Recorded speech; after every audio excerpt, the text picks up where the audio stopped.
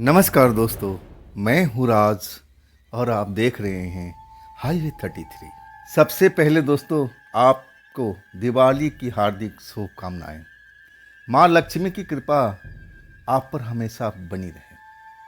तो चलिए आज की कहानी की शुरुआत करते हैं। ये कहानी है राकेश की। राकेश जी, इस कहानी के लिए आपको बहुत बहुत धन्यवाद। ये कहानी मैं आपसे बोला था ना कि दीपावली के ही लेके आऊँगा। तो चलिए देर नहीं करते हैं, इस कहानी को शुरुआत करते हैं। राकेश 26 से वर्षीय अपने माता पिता के साथ हरियाणा के एक शहर फरीदाबाद में और अपने दूर के एक रिश्तेदार के बिजली की दुकान पर काम करते थे। इलेक्ट्रिशियन थे। और उनके जो दूर के रिश्तेदार थे ना, अब इतना कम पैसा उनको सैलरी देते थे। हर बार गुजारिश करते थे अपने रिश्तेदारों से कि देखिए साहब, इतने में गुजारा नहीं हो रहा है, हमारा परिवार का पेट नहीं भर रहा है। लेकिन जो उनके रिश्तेदार थे, अब उनको दूसरे से क्या मतलब है, अपना पेट भरना चाहिए, जो कुछ हो अपना ही अपने पास में आए। ऐसे ही लोग थे वो, बहुत ही कंजूस, पैसा खर्च करना जानते ही नहीं थे। बस चाहते थे कि जो पैसा उनके पास में आ जाए वो दोबारा कभी खर्च ना हो। राकेश जी अब करें तो क्या करें। अब जिस तरह से अपना घर को देख रहे थे, नौकरी भी छोड़ करके दूसरी नौकरी पाना इतनी आसान भी नहीं था। और यहाँ पर अब उनको टाइम भी हो चुका था। लेकिन उनके जो मालिक थे ना, रिश्तेदार थे उनके पिता के, और तब एक उम्मीद सी जगी हुई थी कि चलो आज नहीं तो कल पैसा तो ज़रूर बढ़ाएंगे। और वो बोलते भी थे, मना भी नहीं करते थे कि राकेश थोड़ा सब्र रखो, अभी काम थोड़ा मंदा चल रहा है, अब फिर मैं तुम्हारे बारे में सोच रहा हूँ, ज़रूर करूँगा। लेकिन करते नहीं थे।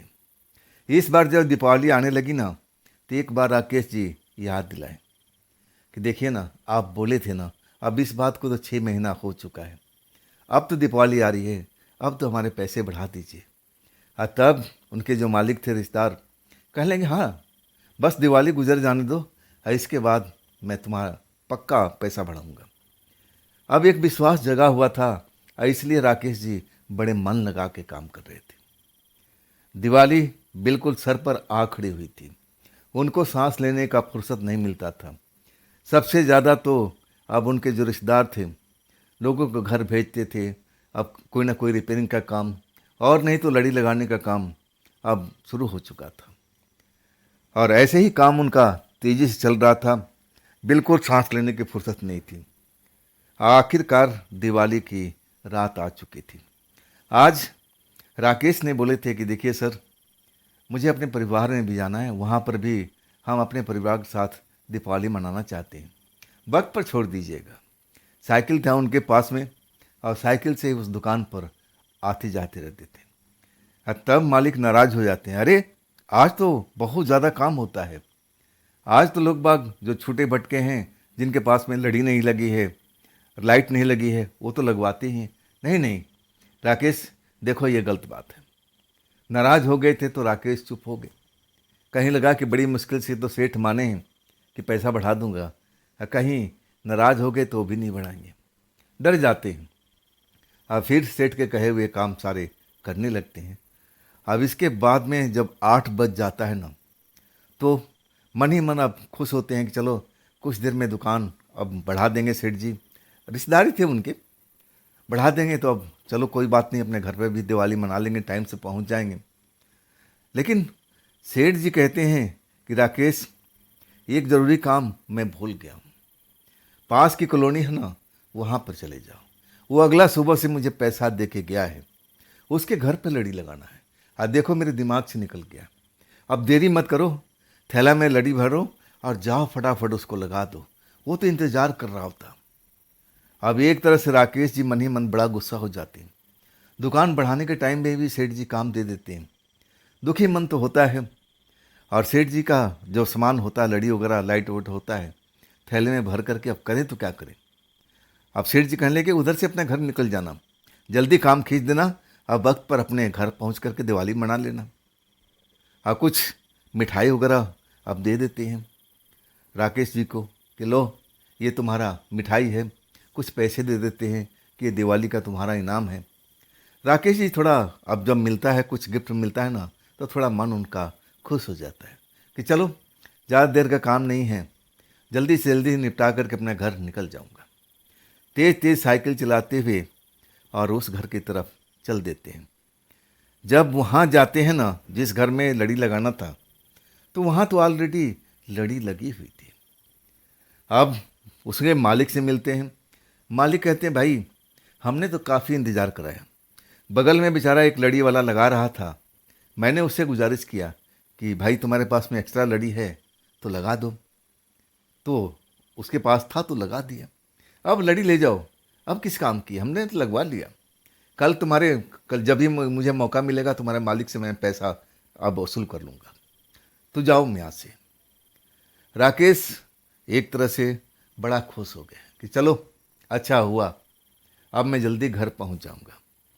लेकिन वहाँ पर जब निकलने लगते हैं ना, तब एक लड़की जवानी थी, कहती है भैया भैया रुकिए रुकिए रुकिए। राकेश अपने साइकिल का ब्रेक लगाते हैं। कहते हैं हाँ गुड़िया बोलो, भैया आप लड़ी लगाते हो ना? राकेश कहने लगे हाँ लड़ी तो लगाता हूँ, क्या आपको लगवाना है? तब लड़की कहती कि हाँ भैया मेरे घर पर लगवाना है, मैं तो किसी का इंतज़ार कर रही थी कि कोई आ जाए हमारे घर पर लड़ी लगा दे। तब तक रात के 9 बज चुकी थी, आसपास में दीप जल चुके थे, दिवाली लोग मना रहे थे, पटाखे फूट रहे थे। और वो लड़की अब राकेश से बात कर रही थी कि भैया मेरे पास में ही घर है, ज़्यादा दूर नहीं है, आप चलो ना हमारे घर पर भी लड़ी लगा दो, हमारे घर पर भी रोशनी हो जाएगी और हम आपको अब एक तरह से पूरा पैसा देंगे, आप चिंता मत करो भैया। राकेश मन ही मन सोचने लगे कि ये लड़ी तो आखिरकार मुझे घर ही ले जाना है, क्यों ना इसको लड़ी को लगा देते हैं और कुछ पैसा भी आ जाएगा। और सेठ जी के कह दूंगा कि मैं तो वहाँ पर गया था, लड़ी तो लगा नहीं पाया, मना कर दी है, और मैं ये लड़ी अपने घर पर लगा लिया हूँ, पैसा जो काटेंगे काट लेंगे। अब एक तरह से यही सोच विचार करके चलो 2 पैसा नगद आ जाएगा और घर में काम देगा, त्योहार का टाइम है।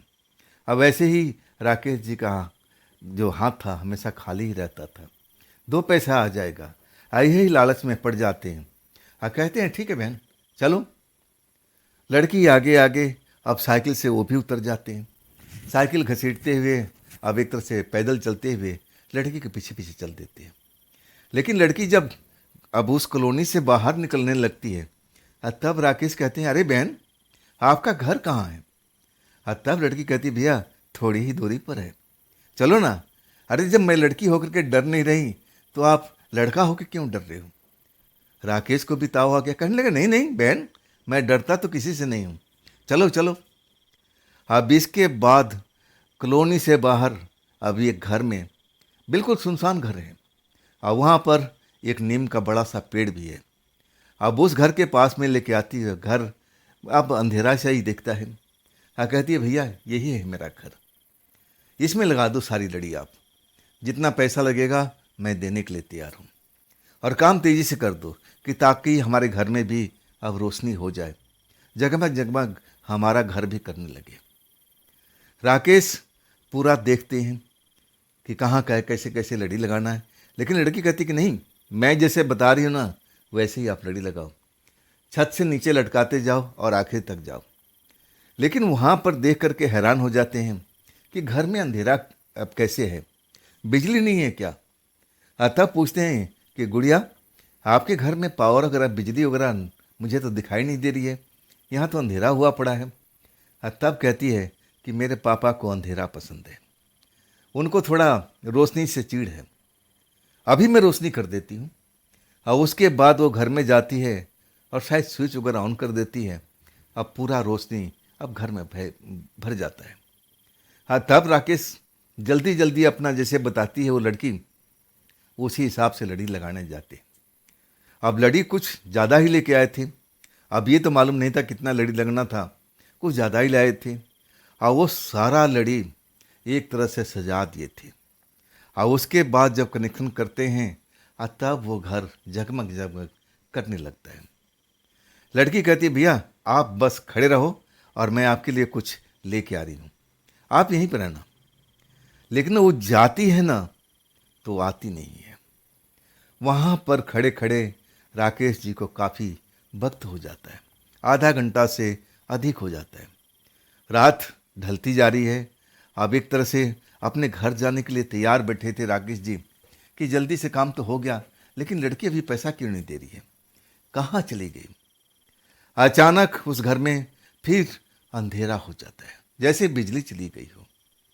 और राकेश जी जिस दरवाजे पर खड़े थे ना, अब बिल्कुल अंधेरा जैसे ही होता है, दो हाथ उनकी गर्दन को नाप देता है, गर्दन पकड़ लेता है, गला पकड़ लेता है और उसी कमरे के अंदर में घसीट देता है।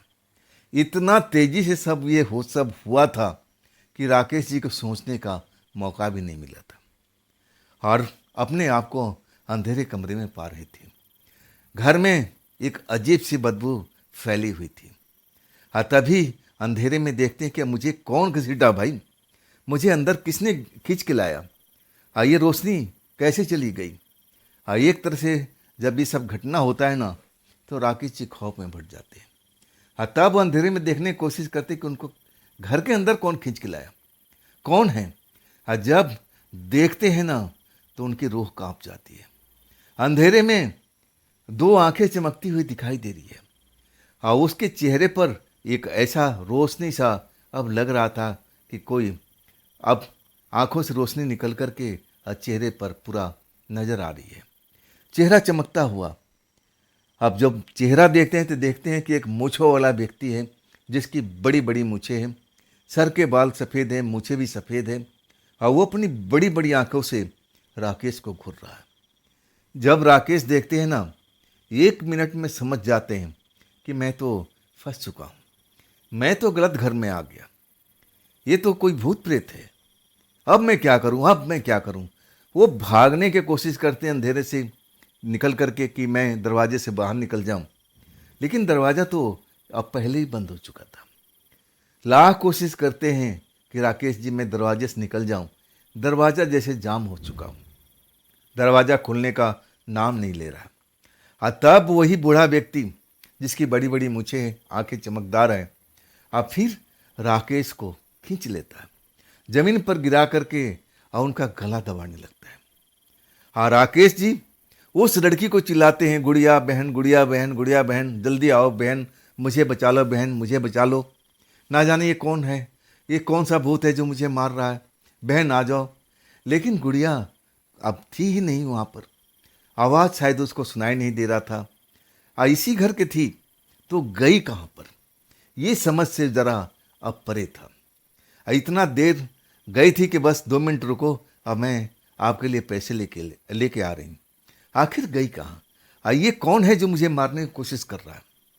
अब एक तरह से राकेश जी को लगने लगा कि बस यही दिवाली मेरी आखिरी दिवाली है, अब मैं दिवाली दोबारा देख नहीं पाऊंगा, ना तो अपने माँ बाप से मिल पाऊंगा, वो अब परेशान होंगे, उनको लग रहा हो कि बेटा मेरा आ रहा होगा, लेकिन अब मैं पहुंच नहीं पाऊंगा। आंखों से आंसू निकलने लगता है अपने माँ बाप को याद करके कि अब मेरे माँ बाप मुझे देख नहीं पाएंगे, मैं उनको भी देख नहीं पाऊंगा, मेरी जो लीला है, शरीर खत्म होने वाला है, अब मैं बचूंगा नहीं। ऐसी उनके हालात हो चुकी थी। जो भी बूढ़ा व्यक्ति था बहुत गुस्से में था और उनका गर्दन को, गले को दबोचे हुए जोर जोर से गुर्रा रहा था और गला को खींच रहा था, जैसे सांस रोकने की कोशिश कर रहा था। लेकिन राकेश जी भी थोड़ा कम ताकतवर नहीं थे। अब एक तरह से उनके पास भी ताकत थी और वो अपनी बचाव कर रहे थे कि कैसे भी मेरा गला ना घुटे, मेरा सांस ना रुके। जब भी उनको लगता था कि हाँ थोड़ी सी सांस मिली है तो वो जोर से चिल्लाते थे, गुड़िया बहन जल्दी आ जाओ, मेरी जान बचा लो बहन, जान बचा लो। लेकिन ऐसा अब नहीं लग रहा था कि वो गुड़िया अब आएगी। सांस रुकने लगी थी, ऐसा लगा कि बस अब ये 2-4 सांस ले पाऊंगा और इसके बाद मेरी मौत तो पक्की है। और उसी वक्त उसी बहन की आवाज़ सुनते हैं, पापा ये क्या कर रहे हो आप, पापा ये क्या कर रहे हो। और ताली बजाती है और फिर कमरे में रोशनी अब एक भरपूर हो जाती है। जब देखते हैं ना राकेश जी, वही लड़की उनके बगल में आके खड़ी है और जो एक तरह से प्रेत था, देखने में भी बड़ा ही अजीब लग रहा था। इंसान जैसा तो लग रहा था, लेकिन इंसान जैसी उसकी आंखें नहीं थी। आंखें चमक रही थी। देखने में बुजुर्ग लग रहा था, जैसे 60-70 साल से ज़्यादा उम्र का हो, ऐसा उसका शरीर था। और वो डांटते जा रही थी, ये क्या कर रहे हो पापा, ये क्या कर रहे हो पापा, ये तो लड़ी लगाने आया था, मैं इसको लेके आई थी। अब इसके बाद वो लड़की अपने पिता से लड़ लेती है, छोड़ो आप इसको हाथ नहीं लगा सकते, ये मैं इसको लेके आई थी, आप छोड़िए इसे, दूर हट जाइए इससे। बड़ी मुश्किल से वो लड़की राकेश को अब पकड़ से छुड़ाती है। हाँ, तब राकेश अपनी गर्दन से हिलाते रहते हैं। दर्द हो रहा था, वो तो आखिरी अब एक तरह से सांस ले रहे थे। अगर ये लड़की जरा सी भी देर हो जाती तो उनकी मौत निश्चित थी। हाँ, जब देखते हैं कि वही लड़की उस प्रेतात्मा को डांट रही है, हाँ, कह रही है ये तो मैं इनको भैया के लेके आई थी ताकि मेरे घर में भी उजाला हो सके। हम भी बहुत साल हो गए, हमने भी कोई खुशहाली नहीं मनाई। आज तो मेरा मन कर रहा था ना, हाँ, तभी तो मैं भैया के लेके आई। इनका कोई कसूर नहीं है। जो भी गुस्सा करना है आप मेरे पे कर सकते हैं। आप मुझे गला दबाइए ना, मैं तो अब बस इस चीज़ के लिए तैयार हूँ। अब जब सारी बातें सुनते हैं राकेश जी ना, अब समझ नहीं पाते हैं कि इन दोनों में से भूत कौन है। क्या ये लड़की भी आत्मा है या ये बूढ़ा आदमी आत्मा है। दोनों एक दूसरे को घूर रहे थे। हाँ, लड़की तो बड़ा एकदम खरी खरी सुना रही थी अपने पिता को, जो एक आत्मा की तरह दिख रहा था। हाँ, तब वो बूढ़ा आदमी एकदम लड़की से बोलने लगता है, क्या तुम्हें मालूम नहीं कि मुझे रोशनी पसंद नहीं है, इसी रोशनी के वजह से हम लोग की जान गई थी ना, याद नहीं है तुम्हें। हाँ, तब लड़की डांटती हुई कहती है, मुझे रोशनी बहुत पसंद है। हाँ, ये रोशनी की वजह से मेरी जान गई थी, तुम्हारी भी गई थी पापा, मैं भूल भी नहीं सकती, लेकिन मैं इस रोशनी से बहुत प्यार करती हूँ। हाँ, तभी मैं भैया को लेके आई थी, आप इनको हाथ नहीं लगा सकते। अब इसके बाद जो बूढ़ा आदमी है ना, राकेश को घूरता है, जैसे कहता है कि बस बिटिया को चले जाने दो, अब फिर मैं तुम्हें छोड़ूंगा नहीं। अभी भी गुस्से में फरता हुआ, पैर पटकता हुआ, अब फिर उस कमरे से बाहर निकल जाता है। जैसे जाता है ना, लड़की माफ़ी मांगने लगती है, ये मेरे पापा हैं, इनको रोशनी पसंद नहीं है। खैर छोड़िए, अब मैं जो भी मेरे पापा ने किया उसके लिए मैं माफ़ी चाहती हूँ। अब राकेश जी अब समझ गए थे कि बूढ़ा आदमी इंसान तो हो ही नहीं सकता, लेकिन लड़की अलग ही लग रही है, ये कोई प्रेतात्मा नहीं हो सकती। तब कहते हैं, बहन आपने वक्त पर आकर के मेरी जान बचा दिया, ये आपके पापा हैं। तब लड़की कहती हाँ। तब राकेश धीरे से बोलते हैं, आपके जो पापा हैं प्रेतात्मा बन चुके हैं। लड़की हंसते हुए कहती हैं, हाँ भाई हाँ, आपने देख ही लिया ना, ये बात किसी को बोलना मत, अड़ोस पड़ोस में भी किसी को बताना मत, जो भी है ना अपने मन में छिपा के रखना, मैं आपसे गुजारिश करती हूँ। और पापा मेरे ऐसे स्वभाव के हैं। हमारी एक लंबी कहानी है, लेकिन आज वक्त नहीं है, मैं कभी फिर मैं आपसे मिलूंगा ना तो मैं पूरी कहानी सुनाऊंगी। बताइए मैं आपकी क्या सेवा करूं। और राकेश जी को लग रहा था कि इस घर से मुझे ये लड़की बाहर निकाल दें, वही मेरे लिए काफ़ी है। कहते हैं, बहन आप मुझे इस घर से बाहर निकाल दो, दरवाज़ा खोल दो ताकि मैं बाहर निकल जाऊं। मैं अपने परिवार में जाना चाहता हूं, मेरे माँ बाप इंतज़ार कर रहे होंगे, बस यही मेरे लिए आप कर दो। लड़की मुस्कुराने लगती है, कहती है, भैया दरवाज़ा तो खुला हुआ है, हमने कहाँ बंद किया, देखिए तो सही। जब राकेश मुड़ के देखते हैं तो दरवाज़ा तो दोनों पल्ला खुला हुआ है। बाकी सब उस घर में बड़ा अजीबोगरीब सब हो रहा था। तब लड़की कहती, भैया आप मेरे पापा आपको सताएंगे नहीं, चिंता मत कीजिए, मैं यहाँ पर हूँ ना, मैं तो आपके लिए पैसा का इंतज़ाम करने चली गई थी, इसीलिए देर हो गया था। कितना हो गया भैया। डरते डरते राकेश कई बार मना करते हैं कि बहन रहने दो ना, रहने दो ना। तब लड़की कहती है कि तुम मुझे बहन भी कहते हो और अपना हक अब छोड़ के थोड़ी जाओगे, ये तुम्हारी मेहनत के पैसे हैं भैया, मैं तो अब तुम्हें दूंगी, बताओ कितना पैसा हुआ। अब राकेश हिसाब लगा करके जो जायज़ पैसा होता है बोल देते हैं कि बहन इतना पैसा हुआ।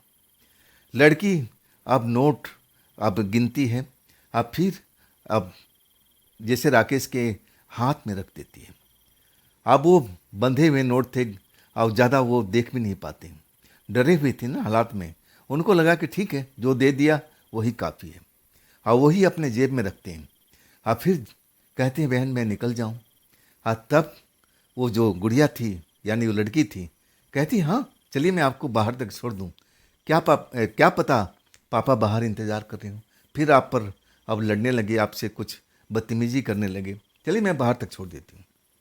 लड़की बाहर लेके आती है, साइकिल पर बिठा देती है कि आप बैठ जाइए। और तभी कहती है रुकिए भैया, आगे भी आपके साथ में ये कुछ ना कुछ कर सकते हैं। मैं एक उपाय करती हूँ। और फिर अपने हाथ में से एक कंगन निकालती है और कहती है भैया ये कंगन अपने पास में रख लो। ये जब कंगन आपके पास में रहेगा ना, कोई ऐसी शक्ति आपके पास में फटक भी नहीं सकती।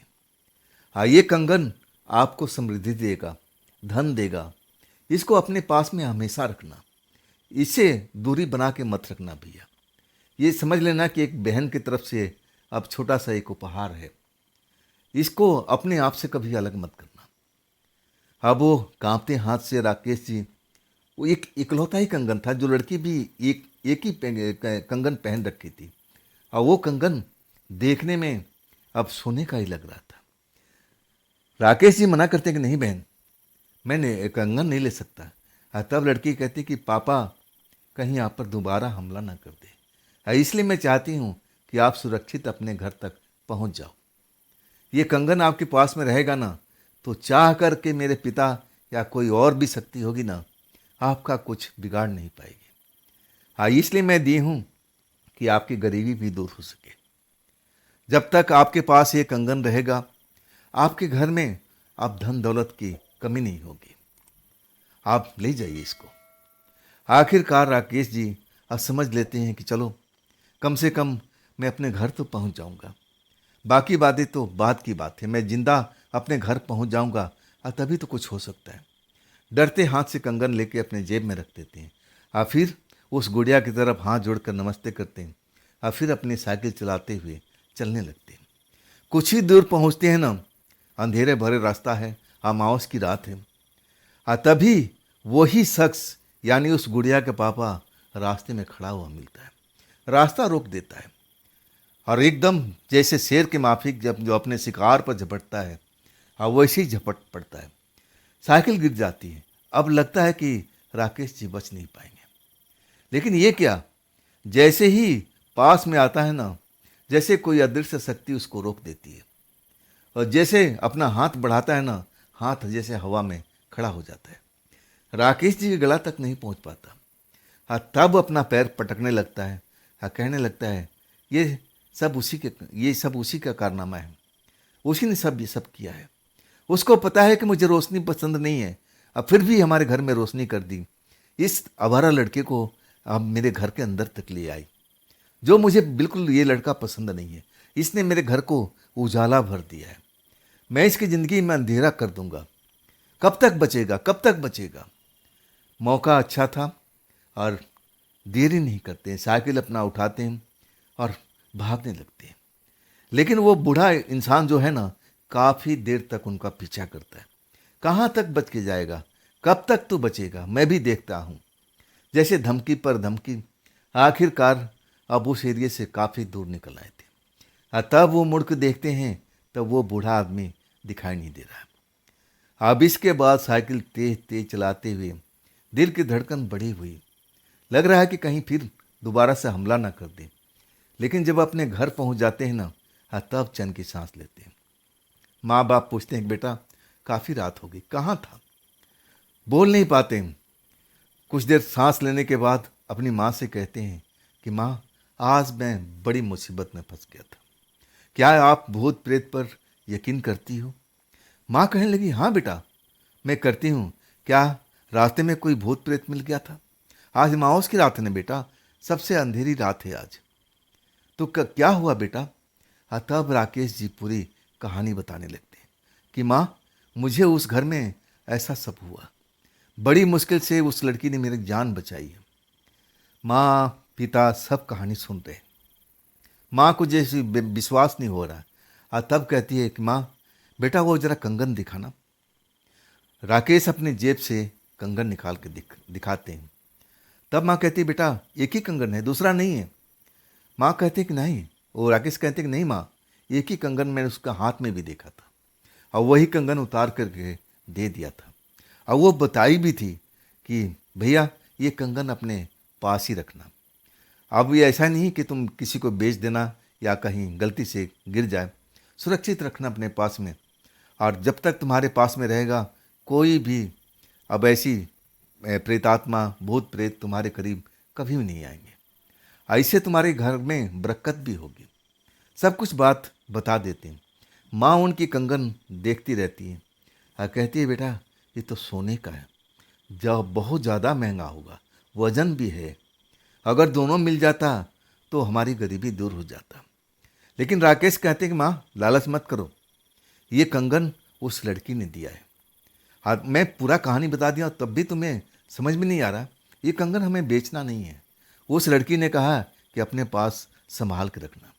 हाँ देखना एक दिन कंगन तुम्हें गरीबी से मुक्ति जरूर दिला देगा। लेकिन माँ की अब लालच बढ़ी हुई थी सोना देख करके कि सोना बेच देंगे तो हमारे पास में पैसा पैसा हो जाएगा, हमारी गरीबी दूर हो जाएगी। लेकिन पिता जो थे ना अपने बेटे के पक्ष में थे। कहने लगे नहीं, जब मेरा बेटा कह रहा है और उस लड़की ने बताया है तो इसमें कुछ ना कुछ तो जरूर इसका महत्व होगा, हम बेचेंगे नहीं। आखिरकार राकेश जी अब वो कंगन अपने घर में संभाल कर रख देते हैं माँ की निगरानी में। माँ को चिता देते हैं कि नहीं इसको बेचना नहीं है ना किसी को देना है। बड़ी मुश्किल से तो ये कंगन ने मेरा जान बचाया है, अब मैं इसको किसी को बेचने थोड़ी दूंगा और ना अपने नज़रों से दूर रखूंगा, ये हमारे घर पर ही रहेगा।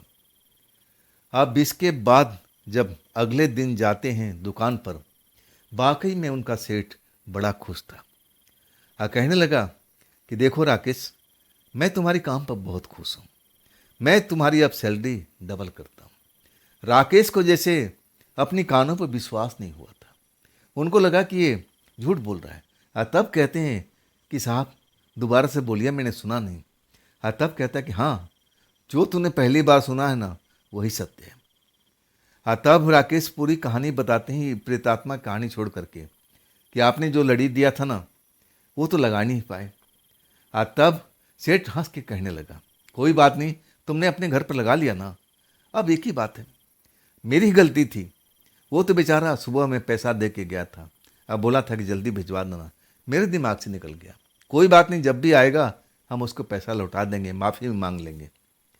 और वो उस दिन से राकेश देख रहे थे उनके जो मालिक का व्यवहार था ना बहुत बदल गया था। इस तरह उनका टाइम निकलने लगा।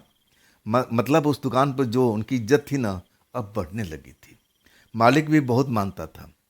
और उसके बाद अब एक रात को जब काम ख़त्म करके लौट रहे थे, इसके जो घटना हुई थी ना इसके करीब करीब 6 महीने के बाद में, और जब अपने घर के लौट रहे थे ना तभी साइकिल चलाते हुए किसी चीज़ से टकरा जाते हैं। और टकराते हैं तो देखते हैं ये एक थैला पड़ा हुआ है। अब वो थैला को उठाते हैं तो उसमें जो देखते हैं ना अपनी आंखों पर विश्वास नहीं होता है। उसमें बहुत सारे रुपए उस थैले में भरे हुए थे। चारों तरफ देखते हैं लेकिन कोई नहीं दिखाई देता है। तब वो थैला अपने घर पर ले आते हैं, अपने पिता को बताते हैं कैसे से अब मुझे थैला मिला है, क्या करना चाहिए। तब पिता हंस के कहते हैं बेटा ये सब कंगन का कमाल है, जो तूने बताया था ना वो सत्य हो रहा है। भला बता इतना पैसा तुम्हें थैले में कहीं मिल जाएगा? नहीं ना, तुम सोच भी नहीं सकते, ये सब कंगन का कमाल है। तुमने बताया था ना वही सब कुछ हो रहा है। माँ को विश्वास नहीं था कि ऐसा भी हो सकता था, लेकिन इतना पैसा मिलने के बाद अब उनकी तो सब कुछ बदल चुकी थी, हालात बदल चुके थे। अब खुद राकेश जी अपने लिए दुकान डाल दिए थे, अब कहाँ नौकरी करने के लिए जाए। और वो कंगन का ही कमाल था कि सब कुछ जैसा चाहते थे, पैसा आ चुका था और फिर उनकी तरक्की भी हो चुकी थी, खुद का दुकान बना लिए थे, इतना पैसा उनका आ गया था। और उसी दुकान से अब उनका कारोबार अब चलने लगा था। कहीं उनको नौकरी करने की जरूरत नहीं थी। अब तो उनके पास में कुछ लोग और काम करने लगे थे। राकेश जी जब उस कॉलोनी में जाते हैं ना, पता करने के लिए कि आखिर उस घर में कौन रहता है, हाँ, जब पूछते हैं वहाँ पर लोगों से कि जो नीम का पेड़ वाला घर है उसमें कौन रहता है, हाँ, तब गांव वाले बताते हैं, अरे भाई वो तो बहुत सालों से खाली पड़ा हुआ है। वहाँ पर बहुत साल पहले आग लग गई थी दिवाली के टाइम में, और वहाँ पर बाप बेटी रहा करती थी। अब एक तरह से दुर्घटना हो चुका था और वो लोग आग में जल के मर गए थे। तब से वहाँ पर रात के टाइम में कोई गुजरता नहीं, खास करके अंधेरी रात को वहाँ पर ऐसी कुछ डरावनी आवाज़ें सुनाई देती हैं। हाँ, वहाँ डर के मारे कोई जाता भी नहीं है रात के टाइम में। अब एक तरह से बड़े हैरान हो गए थे, कहने लगे बाप बेटी दोनों के दोनों।